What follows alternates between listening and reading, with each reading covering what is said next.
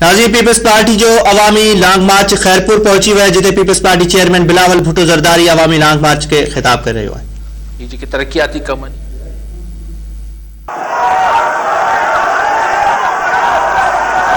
ساتھیوں، آج جب میں آپ کے پاس آیا ہوں تو ملک مشکل میں ہے. ملک ایک ایسا معاشی بحران سے گزر رہا ہے، معاشی حالات کا مقابلہ کر رہا ہے، جس کی وجہ سے ہر شخص پریشان ہے، ہر طبقہ پریشان ہے. جہاں بھی دیکھیں مایوسی ہے. آپ اگر مزدور سے پوچھے، محنت کش سے پوچھے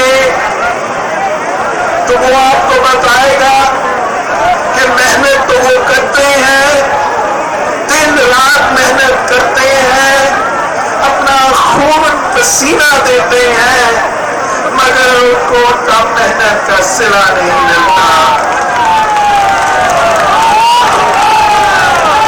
میرا پاکستان کے کسان، پاکستان کا حالی سے ذرا پوچھے کہ وہ کن حالات سے آج کل گزر رہے ہیں. آپ کو بتائیں گے محنت تو وہ کر رہے ہیں، صبح سے لے کے شام تک اب کی دھوپ میں محنت تو کر رہے ہیں، مگر ہاری کو اپنا فصل کی قیمت نہیں مل رہا. آپ اس ملک کے نوجوان، اس ملک کے طالب علم جو اس ملک کا مستقبل ہے، آپ ان سے ذرا پوچھیں، وہ آپ کو بتائیں گے کہ اس نیا پاکستان میں اس یوتھ کا لیڈر کا دور پہ یوتھ کا حالات کیا ہے. نوجوان طالب علم دو ڈگری ہاتھ میں لے کر پھر رہے ہیں، دو ڈگریاں ہاتھ میں لے کر پھر رہے ہیں، تعلیم اپنا حاصل کر چکے ہیں، پھکے کھا رہے ہیں، مگر روزگار نہیں مل رہا. کیا آپ کو یہ نیا پاکستان قبول ہے؟ کیا آپ کو یہ تبدیلی پسند آیا؟ اگر نہیں تو آئے پاکستان پیپلز پارٹی کے ساتھ دیں، آئے عوامی مارچ کے ساتھ دیں. ہم آپ کے حقوق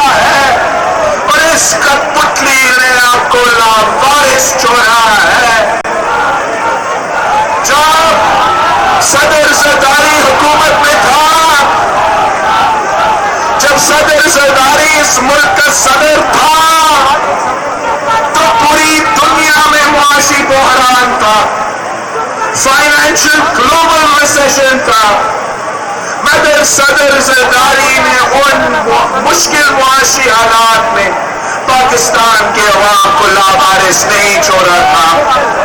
جب مہنگائی بڑھ رہی تھی, تاریخی سطح پر پہنچ رہا تھا, تو صدر زرداری نے تاریخی انقلابی بے نظیر انکم سپورٹ پروگرام دلوا کے اس ملک کی ہر غریب ترین عورت کی گھر تک مالی امداد پہنچایا تھا. جب مہنگائی میں اضافہ ہو رہا تھا تو صدر زرداری نے اس ملک کی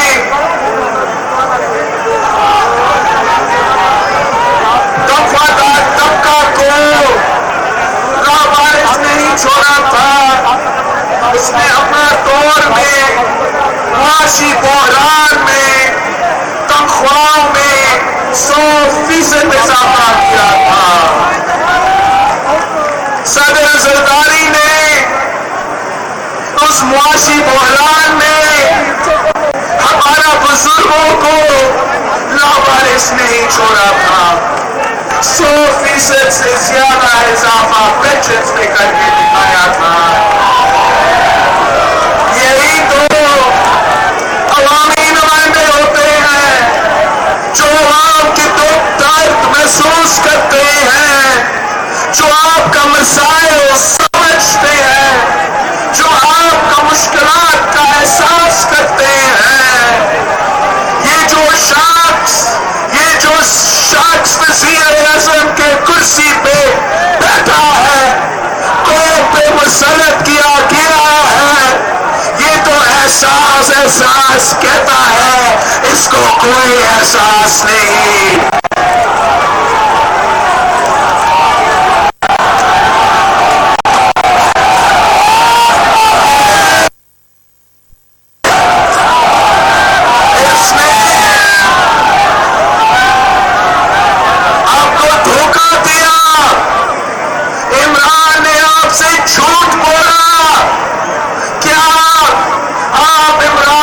حساب لینے تیار ہو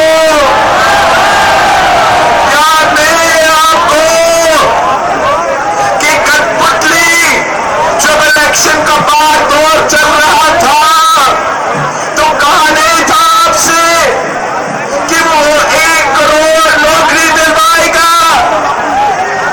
میں خیرپور کے نوجوانوں سے پوچھنا چاہ رہا ہوں کہ ان 1 کروڑ نوکریوں میں سے کتنے خیرپور کے نوجوانوں کو روزگار ملا ہے؟